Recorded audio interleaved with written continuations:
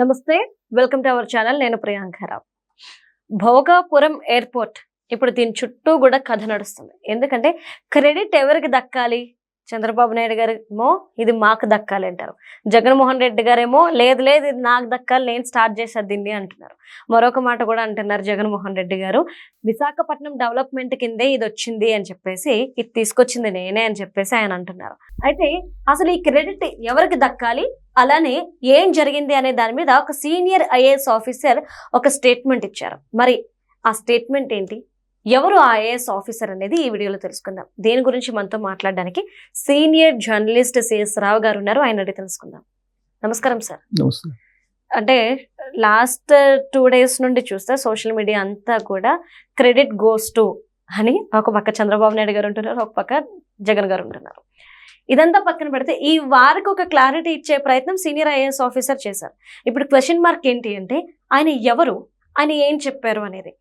ఆయన చెప్పిన దాని ప్రకారం క్రెడిట్ ఎవరికి వెళ్తుంది, ఎవరి హయాంలో వర్క్ జరిగింది, ఎవరు స్టార్ట్ చేశారు, ఒక్కసారి దీని మీద క్లారిటీ ఇవ్వండి. ఇప్పుడు శంఖంలో పోస్తే గనక తీర్థం అవుతుంది, అవును, లేదంటే నీళ్ళు అంటారు.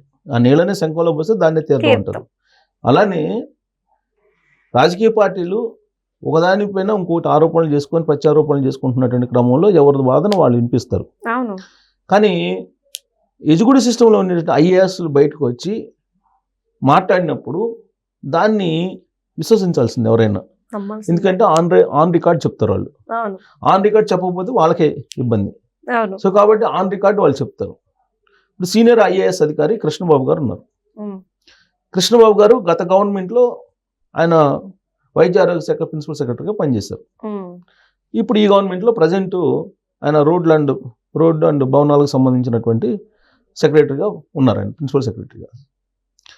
సో ఆయన ఈ భోగాపురానికి సంబంధించిన ఎయిర్పోర్ట్కి సంబంధించినటువంటి వివరాలని చెప్పడం జరిగింది. ఏం చెప్పారు ఆయన అంటే, టూకీగా నేను చెప్తా, ఆయన చెప్పిన దాంట్లో ఇంపార్టెంటే చెప్తాను. 2019 మేలో 2500 ఎకరాలు ఎక్విజిషన్ కోసం దాదాపుగా 650 కోట్ల దాకా ఫండ్స్ని రిలీజ్ చేశారు చంద్రబాబు నాయుడు గారు 2019లో. 2019 మే అప్పుడు ల్యాండ్ ఎక్విజిషన్ స్టార్ట్ అయింది. ఆయన చెప్పిన డేట్ అది 2019 మే. 2500 ఎకరాలకు సంబంధించి ల్యాండ్ ఎక్విజిషన్కి సంబంధించి ఫండ్స్ రిలీజ్ చేశారు.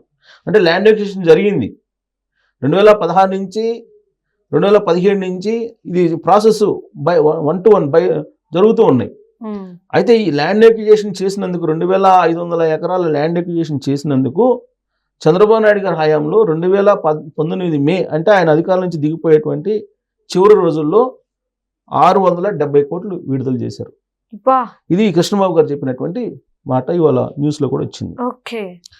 జగన్మోహన్ రెడ్డి గారు ఏం చేశారు అని అంటే 2019-24 మధ్యలో ఆయన హయాంలో 249 కోట్ల రూపాయలు ఇంకా ఈ ల్యాండ్ ఎక్విజిషన్కి ఇవ్వాల్సి ఉంటే ఆ ఫండ్స్ ఇచ్చారు అని చెప్పారు. 249 కోట్లు.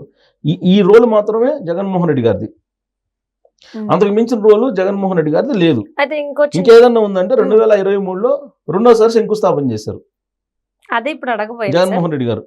అంతకు మించి ఆయన రోల్ లేదు అనేది డైరెక్ట్గా చెప్పకపోయినా ఇండైరెక్ట్గా కృష్ణబాబు గారు సీనియర్ ఐఏఎస్ గారు చెప్పారు. ఇవాళ న్యూస్లో కూడా వచ్చింది. అంటే 2019 వరకు ల్యాండ్ ఎక్విజిషన్ జరుగుతూ వచ్చింది. 2500 ఎకరాలు ల్యాండ్ ఎక్విజిషన్ చేశారు. 2500 ఎకరాలు. ఈ 2500 ఎకరాలకు గాను 670 కోట్ల రూపాయలు చంద్రబాబు నాయుడు గారు ఇచ్చారు. మిగతా ఇంకా ఇవ్వాల్సి ఉంది, ల్యాండ్ ఎక్విజిషన్కి ఇవ్వాల్సి ఉంది. జనరల్గా ల్యాండ్ ఎక్విజిషన్ అనేది కంటిన్యూస్ ప్రాసెస్, ఇవ్వాల్సి ఉంది. మిగిలిన ఫండ్స్లో 249 కోట్ల రూపాయలు సుమారుగా జగన్మోహన్ రెడ్డి గారు ఇచ్చారు. ఇది ఆయన చేసింది. అది ఇచ్చి ఆయన శంకుస్థాపన చేశారు 2019. 2019 నుంచి 2023 వరకు ఏం చేశారు జగన్మోహన్ రెడ్డి గారు? ఒకవేళ నిజంగా జగన్మోహన్ రెడ్డి గారు ఎయిర్పోర్ట్ని కనుక నిర్మించాలి అనుకుంటే అది అప్పుడే అయిపోయిండేది కదా. 2019 నుంచి 23 దాకా మధ్యలో ఏం చేశారు? 2023లో 2024 ఎలక్షన్ వస్తుంది కాబట్టి 2023లో శంకుస్థాపన చేశారు రెండోసారి. ఇది తెలుగుదేశం పార్టీ చెప్తున్నటువంటి వర్షన్. అంటే సార్ ఇక్కడ చిన్న క్వశ్చన్ రేజ్ అవుతుంది. జగన్మోహన్ రెడ్డి గారు రెండోసారి శంకుస్థాపన చేశారు. సో ఇది నా క్రెడిట్, నేను ఇంత డబ్బులు ఇచ్చాను నా హయాంలో అని చెప్పి అంటున్నారు. ఇదే జగన్మోహన్ రెడ్డి గారు 2019 ఎలక్షన్స్ కి ముందు ఇచ్చిన భూముల్ని నేను 2019లో గెలిస్తే మీ భూములు మీకు ఇప్పించేస్తాను, ఎవరు అవును. భూములు ఇవ్వకండి, ఇది వేస్ట్ మనకెందుకు అన్నారు. అవును ఇదే జగన్మోహన్ రెడ్డి గారు కేసు వేశారు, ఇది ఆపేయండి అని. అవును ఇదే జగన్మోహన్ రెడ్డి గారు ఈరోజు శంకుస్థాపన చేసేసి రెండోసారి ఇది క్రెడిట్ నాకు కావాలి అంటే ఇవ్వడానికి అందరూ రెడీగా ఉన్నారా? క్రెడిట్ ఎవరిది ఏంటి అనేది ప్రజలు నిర్ణయిస్తారు. మరి ఆయన నేను చేశానని అసలు చెప్పుకోవడానికి ఏం right జరిగింది ఉందా? అనేది మనం ఎక్స్ప్లెయిన్ చేయాల్సిన బాధ్యత మన మీద ఉంది. జర్నలిస్టులుగా సమాజానికి తెలియజేయాల్సినటువంటి బాధ్యత. ఆ క్రెడిట్ ప్రజలు జగన్మోహన్ రెడ్డి గారికి ఇస్తారా లేదా చంద్రబాబు నాయుడు గారికి ఇస్తారా అనేది ప్రజల ఇష్టం. అంతే. అయితే ఏం జరిగింది అనేది చెప్పాల్సిన బాధ్యత మన మీద ఉంది. అందుకే మనం సీనియర్ ఐఏఎస్ అధికారి ఏం చెప్పారు కృష్ణబాబు గారు అనేది నేను చెప్పాను. సో జగన్మోహన్ రెడ్డి గారు 2019 నుంచి 2023 శంకుస్థాపన దాకా ఎందుకు కాముగా ఉన్నారు, దాని గురించి పట్టించుకోకుండా అనేది పాయింట్. అసలు దీని హిస్టరీ ఏంటి అంటే, నేను ఆల్రెడీ జగన్మోహన్ రెడ్డి గారు మాట్లాడిన మాటలు కూడా ఉన్నాయి. ఏంది, నేను అధికారంలోకి వస్తే భోగాపురం ఎయిర్పోర్ట్ భూములు మళ్ళీ తిరిగి ఇచ్చేస్తాను అని చెప్పారు.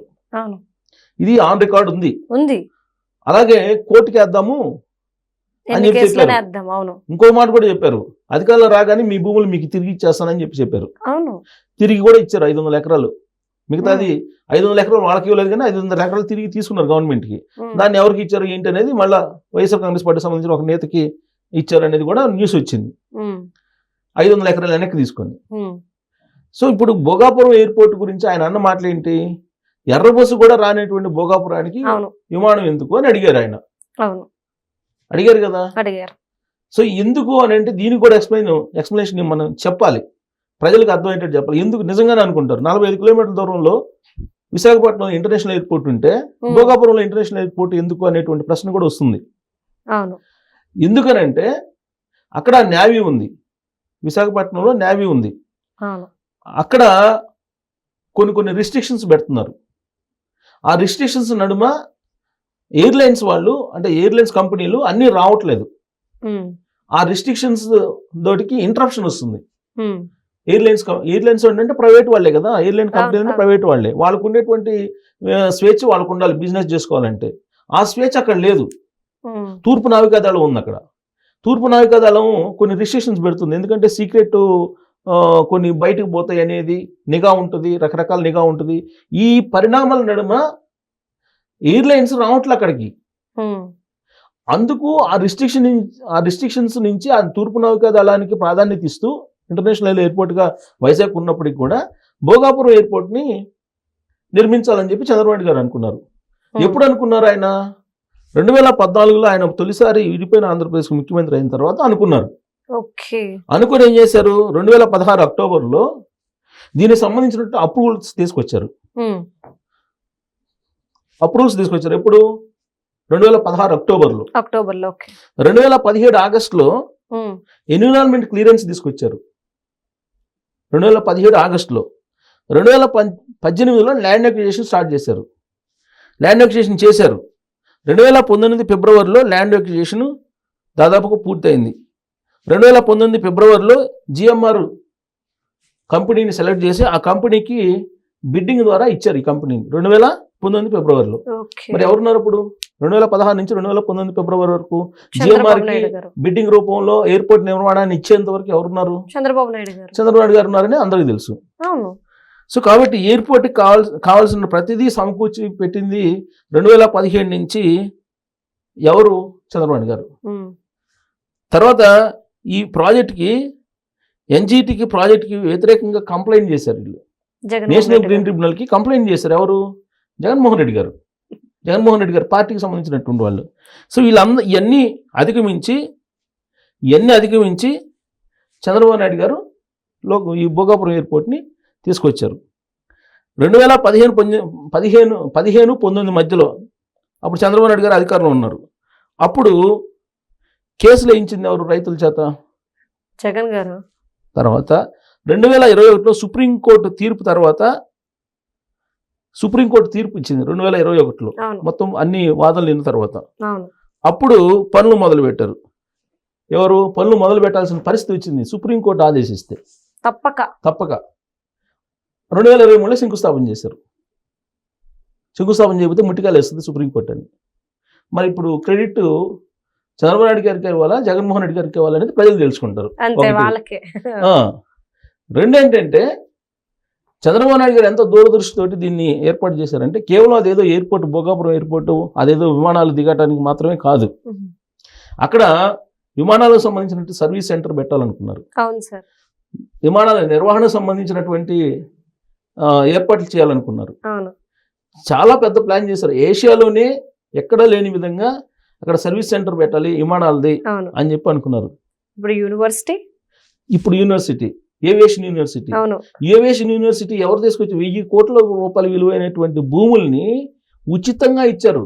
అశోక్ గజపతిరాజు గారు తెలుగుదేశం పార్టీకి సంబంధించినటువంటి ఎంపీ, ఆయన అప్పట్లో మాజీ ఎంపీ, ఇప్పుడు అంటే గవర్నర్ అయ్యారు, గోవా గవర్నర్గా ఉన్నారు. ఆయన 1000 కోట్ల విలువైనటువంటి భూముల్ని ఇచ్చారు ఏవియేషన్ యూనివర్సిటీకి. ఇన్ని రకాల ఏర్పాట్లు చేస్తూ దాని మీద దూరదృష్టితోటి ఇన్ని ఏర్పాట్లు చేస్తే ఆ క్రెడిట్ నాది అని చెప్పేసి అనటం అనేది తప్పులే. మంచి పని జరిగినప్పుడు దాంట్లో నా భాగస్వామి కూడా ఉందని చెప్పుకోవడంలో తప్పులేదు. కాకపోతే చంద్రబాబు నాయుడు గారిది ఏమీ లేదు అని చెప్పడం అనేది ఏదైతే ఉందో అది ఈ హిస్టరీ మొత్తం విన్న తర్వాత కూడా ప్రజలు తెలుసుకోవాలి ఈ మొత్తం అసలు ఏం జరిగింది భోగాపురం ఎయిర్పోర్ట్ విషయంలో. సీనియర్ ఐఏఎస్ అధికారి కృష్ణబాబు గారు ఇప్పుడు దాన్ని రివీల్ చేశారు. మొత్తం ల్యాండ్ అక్విజిషన్ ఎప్పుడు జరిగింది అనేది కూడా ఆయన రివీల్ చేశారు. సో కాబట్టి ఇప్పుడు ఐఏఎస్లు చెప్పిందని వింటారుగా, ఖచ్చితంగా. మనం చెప్పింది అనకపోయినా, లేకపోతే తెలుగుదేశం పార్టీ వాళ్ళు చెప్పింది అనకపోయినా, లేదంటే గోల్ చెప్పింది అనకపోయినా కానీ అసలు ఏం జరిగింది అనేది ఐఏఎస్లు వాళ్ళ దగ్గర రికార్డు ఉంది కాబట్టి రికార్డుల ప్రకారం చెప్తారుగా. లేదంటే మళ్ళీ వాళ్ళకి ఏమైనా ఇబ్బంది వస్తుందని చెప్పేసి వాళ్ళు చెప్పరు. కానీ ప్రజలకు మాత్రం అన్నీ తెలుసు. సో కాబట్టి ఐఏఎస్లు కూడా చెప్తుంటే, సీనియర్ ఐఏఎస్లు కూడా చెప్తున్నప్పుడు ప్రజలకు కూడా క్లారిటీ వస్తుంది. అంతే. Right. Thank you so much sir.